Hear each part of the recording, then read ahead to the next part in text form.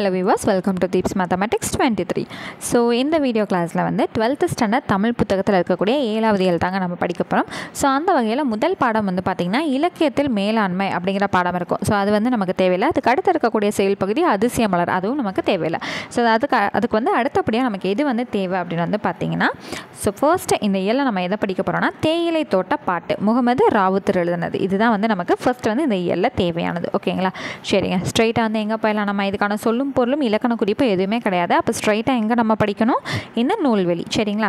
சரி, என்ன கொடுத்துருக்காங்க? நம்ம பாடப்பகுதியில் இடம்பெற்றுள்ள கும்மி பாடல்கள் பாரத மக்களின் பரிதாப சிந்து அப்படிங்கிற தேயிலை தோட்ட பாட்டு அப்படிங்கிற நூலிலிருந்து எடுக்கப்பட்டிருக்கு. சரிங்களா? அடுத்தது, மக்கள் இயல்பாக தங்கள் வாழ்வில் ஏற்படும் தாக்கங்களை பாடல்கள், கதை பாடல்கள் உள்ளிட்ட இலக்கிய வடிவங்களில் வெளிப்படுத்துகின்றனர். ஸோ இயல்பாக ரியல் லைஃப்பில் என்ன நடக்குதோ அதை தானங்க அப்படியே மெருகேற்றி பாடலாக வந்து நமக்கு கொடுக்குறாங்க. அதை தான் சொல்லியிருக்காங்க. ஸோ ஒரு பாடல்களுமே கவனிச்சிங்க அப்படின்னா, ஒன்று அந்த பாடல் ஆசிரியரோட வாழ்க்கையில் வந்து நிகழ்ந்துட்டுருக்கதை கூட நமக்கு வந்து ஸ்ட்ரைட்டாக வந்து கொடுப்பாங்க. ஓகேங்களா? ஸோ ஃபார் எக்ஸாம்பிள் வந்து சொல்லணும்னா, இப்போ விக்னேஷ் சிவன் அவர் கொடுத்துட்ருக்க பாடல்கள் எல்லாருமே அந்த மாதிரி தானே இருக்கா. ஸோ அதுதான். ஸோ தன் வாழ்க்கையில் நடக்கக்கூடிய இல்லை தன்னை சுற்றி நடக்கக்கூடிய விஷயங்களை வந்து என்ன பண்ணுவாங்க, நமக்கு திரைப்பாடல்களாக வந்து கொடுப்பாங்க. ஸோ அதுதான் ஜஸ்ட் எக்ஸாம்பிளுக்கு தாங்க சொன்னேன், வேறு எதுவும் இல்லை. இந்த மாதிரி வெளிப்பாடுகளை சின்ன சின்ன நூல்களை வந்து நிறைய வெளியிட்டிருக்காங்க. ஸோ இதெல்லாம் என்னன்னு சொல்லுவாங்கன்னா, வெகுசன இலக்கியம், முச்சந்தி இலக்கியம், குஜிலி நூல்கள், காலனா அரையானா பாட்டு புத்தகங்கள், பெரிய எழுத்து புத்தகங்கள், தெருப்பாடல்கள். ஸோ இந்த மாதிரி வந்து அவங்க டே டு டே லைஃப்பில் நடக்கக்கூடிய விஷயங்களை பாடல்களாக எழுதி வெளியிடக்கூடியதை இந்த மாதிரி பெயர்களில் வந்து அழைக்கிறதா சொல்கிறாங்க. சரிங்களா? சரி, இப்போ செவ்வியல் இலக்கிய மரபு பாடாத, சொல்லாத அல்லது புறக்கணிக்காத கருப்பொருள்களை எல்லாம் இத்தகைய நூல்கள் பாடுபொருளாக்கின. சரிங்களா? ஓகே. ஸோ நெக்ஸ்ட் லெசன் போயிடலாங்களா? அடுத்து அப்படியே வந்திங்கன்னா புறநானூறு, பிசிராந்தையாரோட பாடல் பற்றி நமக்கு கொடுத்துருக்காங்க.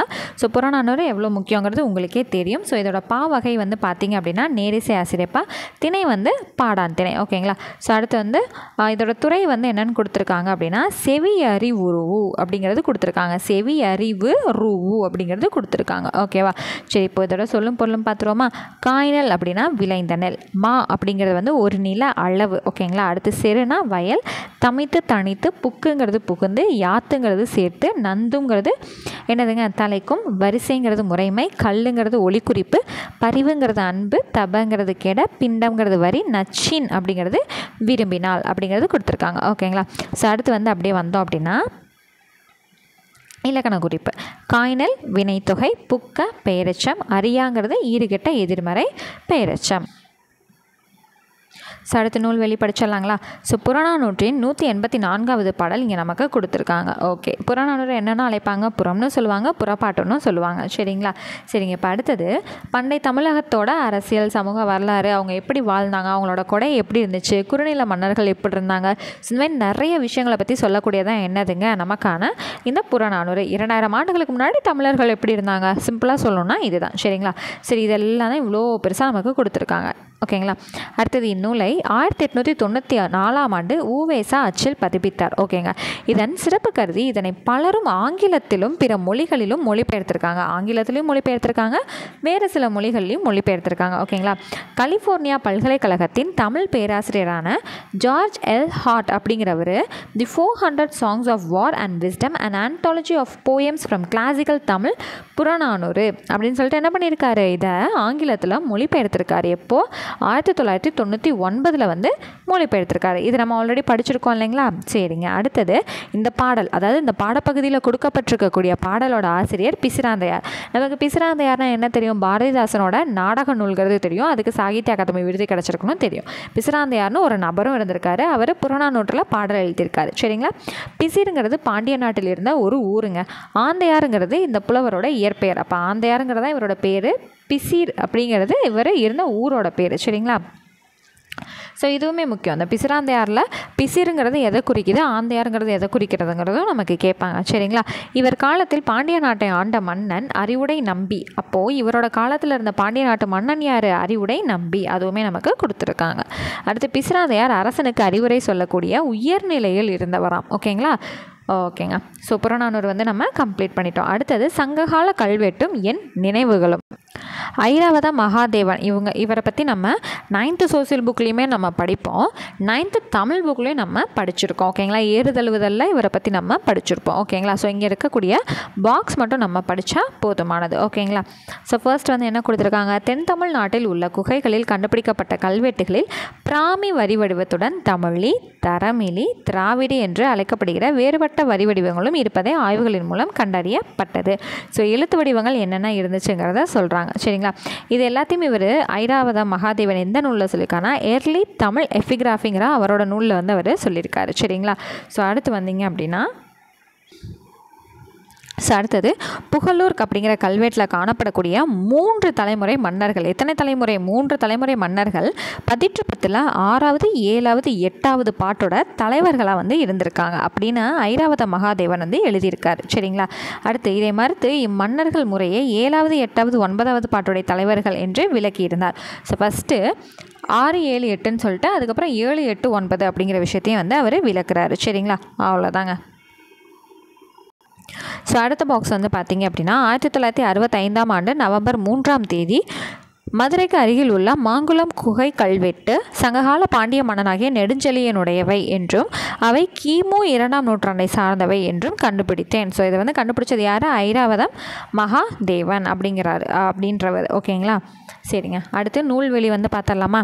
ஐராவதம் மகாதேவன் எழுதிய இக்கட்டுரை கல்வெட்டு இதழில் வெளிவந்திருக்கு. சரிங்களா, ஸோ இவர் இந்திய ஆட்சி பணி அலுவலராக இருந்து தொல்லியலிலும் எழுத்தியலிலும் கொண்ட ஆர்வத்தால் விருப்ப ஓய்வு பெற்றார்.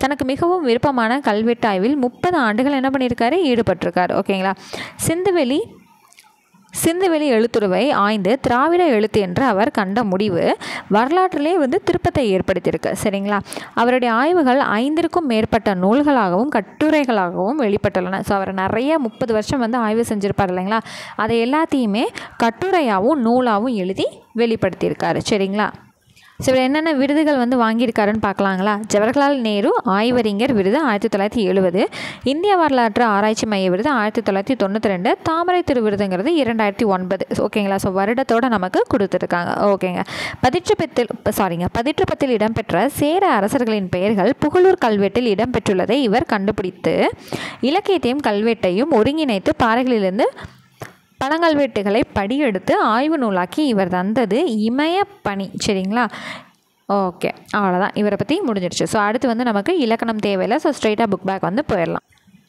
ஸோ புக் பேக் வந்து வந்தாச்சுங்க. ஸோ ஃபர்ஸ்ட் கொஷினுக்கான ஆன்சர் வந்து பார்த்திங்கன்னா ஆப்ஷன் பி, என்னது? சோழன் நலங்கிள்ளியை கோவிலூர் கிழார். அடுத்தது செகண்ட் கொஷினுக்கான ஆன்சர் வந்து ஸோ இந்த டைப் ஆஃப் கொஷின் வந்துச்சுன்னா அனைத்தையும்ங்கிற ஆன்சர் வருங்க. இன்னொரு கொஷின் வேறு ஒரு எடிஷனில் எப்படி இருக்கும்னா அதிசய மலரின் புன்னகை உணர்த்துவது என்ன அப்படிங்கிறது கேட்டிருக்காங்க. ஸோ அதுக்கான ஆன்சர் வந்து பார்த்திங்கன்னா நம்பிக்கை அப்படின்னு வந்து இருக்கும். ஓகேங்களா, ஸோ இங்கே வந்து அனைத்தையும், அங்கே வந்து நம்பிக்கை. அடுத்தது 3வது கொஷின் இருக்கு இல்லைங்களா, ஸோ இதுக்கான ஆன்சர் வந்து ஆப்ஷன் பியில் இருக்கக்கூடிய கூற்று 1 2 சரி. அடுத்தது 4வது கொஷினுக்கான ஆன்சர் வந்து வளர்ந்த. ஓகேங்களா, ஸோ அடுத்தது 5வது கொஷினுக்கான ஆன்சர் வந்து பார்த்திங்கன்னா ஆப்ஷன் ஏல இருக்கக்கூடிய தனக்கு பயன்படும் பிறருக்கு பயன்படாது அப்படிங்கிறது. ஸோ அடுத்து வந்து அப்படியே வந்தோன்னா காமராசன் அப்படிங்கிறவர் எழுதின சில பாடல் வரிகள் வந்து நமக்கு இங்கே கொடுத்துருப்பாங்க. ஸோ இதை ஃபுல்லாக வந்து ரீட் பண்ணி மார்க் பண்ணி வச்சுக்கோங்க. ஓகேங்களா, ஸோ அடுத்து வந்து அப்படியே வந்தீங்கன்னா கலைச்சொல் அறிவோங்கிறது இருக்கும் இல்லையா, ஸோ இது வந்து வங்கி சம்மந்தப்பட்டது. ஸோ இது ஆல்ரெடி வந்து 6th ஸ்டாண்டர்டில் இந்த டெபிட் கார்டுனா பற்றட்டை, டிமாண்ட் டிராஃப்ட்னா வரை ஓலை இதெல்லாமே படிச்சிருப்போம் இல்லைங்களா. ஸோ எக்ஸ்ட்ரா வந்து வித்ட்ராவல் ஸ்லிப்னா திரும்ப பெறல் படிவம், டெல்லர் விரைவு காசாளர், மொபைல் பேங்கிங்னா அலைபேசி வழி வங்கி முறை, இன்டர்நெட் பேங்கிங்னா இணைய வங்கி முறை. ஓகேங்களா, ஸோ அடுத்து வந்து என்னதுங்க? நூலும் நூலாசிரியரும்.